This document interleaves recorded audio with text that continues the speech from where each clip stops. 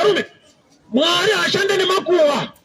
Anoziva zvese but in Genesis 18:20, then I am going down to verify the outcry and that's against Sodom, which if it is true. Is it true? Waka verify ushikapa level ipi. The devil is so cunning. Information is pure, irreliable source. Wakuruke as long hari munu padinyaya.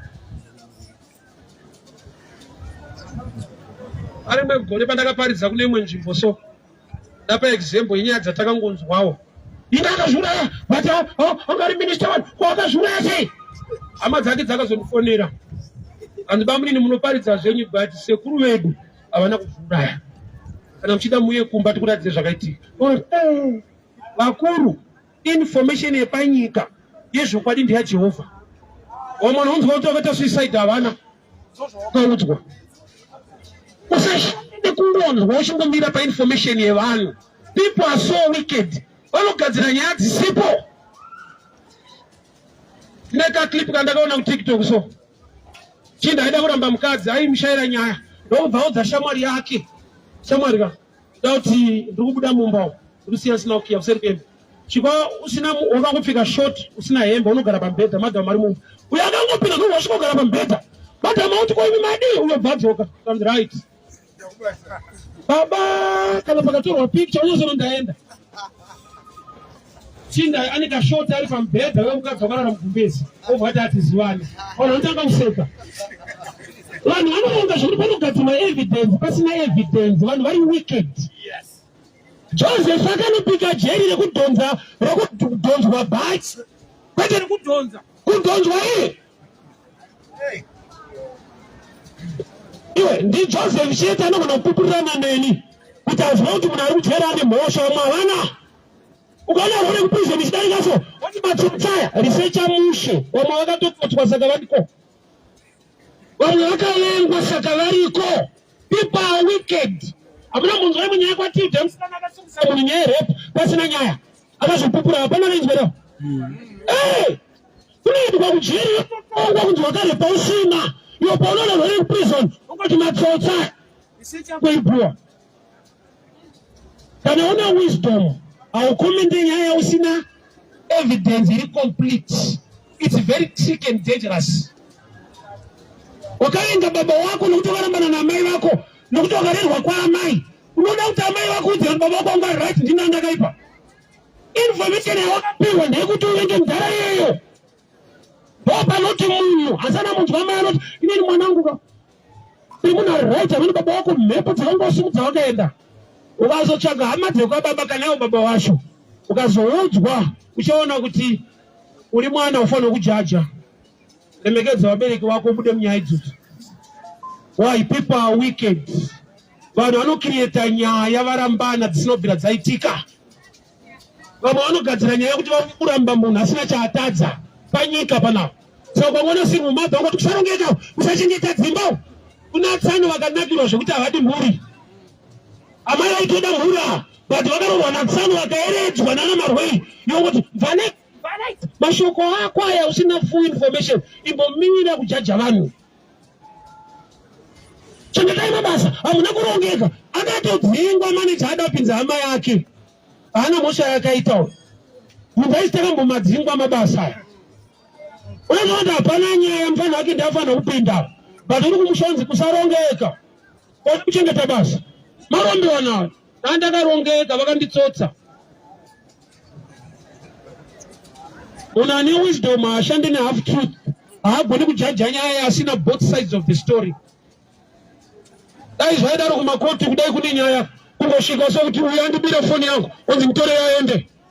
Baba inobvunzwa netype yefoni yacho nenguva dzayabiwa neumbowi pamanga ari kumarondero obudisa marisiti kwebhazi. Wayataurwa nhandisipo vanoverify from both sides. Ndozvakaita kuti Mwari varegere kushanda nemakuhwa kusiya denga rake musharukwa kuti ndanzwa ripoti kuti kuSodom vanhu vaipa but I'm going down to verify. Atobuda mupepa mene zvake akuwaya majanali chinoziva musherero. Vanhu sewo vanotambira shoma vanogona kushanda neimwe yauya.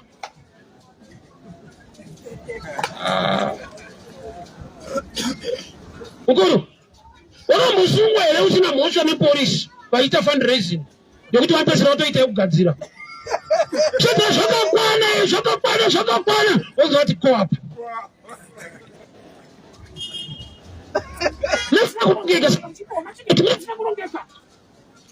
life wisdom tinoita kuti uye munhu akadzikama asingamhanyire kujaja nekuaccuse vanhu because mulife mune vanhu vari wicked zvokuti kune vanoenda kumajeri vasina nyaya saimbomira kuseka vanhu saka ini ndaineseka nambuya wangu kudomboshawa kana takuita muna matomanero amagogwere ngatinamatire vari mumatorongo ataita mwana tinyaya dzedu mwana titamufisa ari kuchikurupu akaita nyaya dzake kamba kune vari kwasina nyaya dzavakaita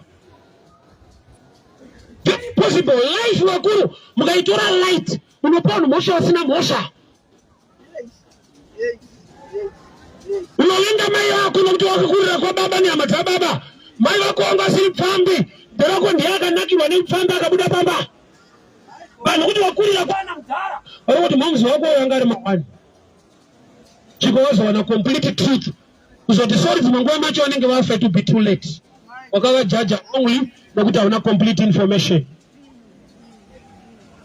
kana wakura wese wainzi venga hasi right une right yekubvunza hakusi kupanduka kuti kobamunini vamunomengana navo zvakafamba sei kana kuti chiwabamunini muroyi ndova mhuri yedu ndisara isingabudirirawo pamwe kwenyu vakakurirwa ndovakatanga uroyi hasati vanhu vanokurirwa so munhu ane wisdom you don't quickly judge ita samwari waunonamata akati ndanzwa kuchema kweSodom the outcry yauya I am going down to verify. God came down kuzocheka and it became easy ungochani waka exposed by the Lord through giving goods wata akati vanhu vaungana vaturu wapinda mumba zivanzi varumendekona kupai vana vangu imhandara zivanzi akana toda varuma denga tovarisiwa kudiwa varume akomanda akuramba mafichini futi wakomana dai not asina kuronga giving anga asinga expose wickedness yeSodom. Sometimes your giving can expose the devil who wants to attack you in the presence of God. Sikuti ndipe ndikuti ndonya yasho ati angada kusekera kuti timupe Loti paakati ndinokupai vanasikana vangu mhandara idzi murare nadzo vakangoramba denga ndoparaka maka bhuku kuti shuwa ingochani nokuti ungochani auverifyike pasina kumboteswa kunzi mukadzi uyu wayati kuti ndikuenda panyika kunoona kuti ngoshani ishuwa here saka vaitesta sei kuti kwane ngoshani pavakasvika kumba kwaLoti Loti akati ndokupai vanasikana vangu zvangu mhandara murare nadzo ndikanzi haya titoda machinda ewayo denga ndoparati hashuwa vanhu vaipa pauda kuchamuna so which means giving yaka-expose wickedness. So giving in a role to play in life mako izwa unogona kusapa inini I don't care but ukasapa ya problem. You can hate to give this person but don't hate giving. It's a principle of life. Hallelujah. Uchaga akakunakira kupa osa tinaona kuti even kupa vana vake ya problem wana noutwa working conditions kubasa kunomira mushaba vatema choro wacho abhadhare mwana wako 50 cents pa coin unodza mwana working conditions wako kwete we government wako nokuti vatosira dzima yako $2 aishandiswe kusvika manheru uchitodzoka vanobvunza kuti ine urongwa hwei anozati akupiwe munhu anozati ine urongwa wazvokuti ndeyako anoshandiswa kuti anotopedzera kutoti indawa bcause haisika uchenye haisine chenye wese usvika palevhu yekuzvinyima iwewo futi manje vachiona varwara chikati vanhu vanokutengere mabhanana vanoziva kuti uri panza utenge idati kuna kuti mafruits mushonga ka karwara mabhanana maapples vanozvati kana ari mutano hajaidze mari yake adye izvozvo patakakura isusu wainwa koko kana warwara ndaitomafunga kuti mushonga ainyipire kudziya mumiri sozi mutengere ikoko zvati zvaita ndo imwe area yakuti poverty haisi bhoo inambonaka patati kana taakudya so unoombera maoko otanga kudya kana muchidya nenyama unozoombera futi kechi 2 nyama ine respect yayo haibatanidzirwe nesadza amene kana zvachinja mazuva ano. Makore atakakura isusu kunhonga nyama usina kuombera. Unoidzorera mfana anoshedza kuti angonhonga. Why poverty create a culture. I know when money speaks, even poverty speaks. We don't go think organ garinani so demand for marriage. Demand for marriage. It's guy all pay demand for marriage. Jaga pay akumana kuti all pay. Bali bataka saati kisokubasa ni Mulungu mai. I just story in the pages of. Tapeta kuti dai driver ndokubva anopaka pa Westgate. Ndokubva ngoruma yake. Ndokubva ati osh akaidzora pa dashboard. Ndatakomana asipani chatakanganisa. Ovati shedza. Ngati ndau. Kuti mapai yake expire. Enyo ari kupi? Ata clear. Kana iri fresh neku expire unoziziva sei? Iri fresh usati wadya. Yatatozodzwa nzi yamadya aka expire. Baba tangu tonoona. Poverty yakaipaka. Kashoma kuti utarise expiry date yechinhu chaunoda kana wagara munhamo for a long time. Vanhu kuSouth vanika culture karinani ka. Ndakambonotenga chingwa ndiri kuRandburg. Pandakadzoka nacho vakabhatarisa date kanzi achichaita ichi. Achichaita. Chitone date wena. Chingwa date. Watombochiwana.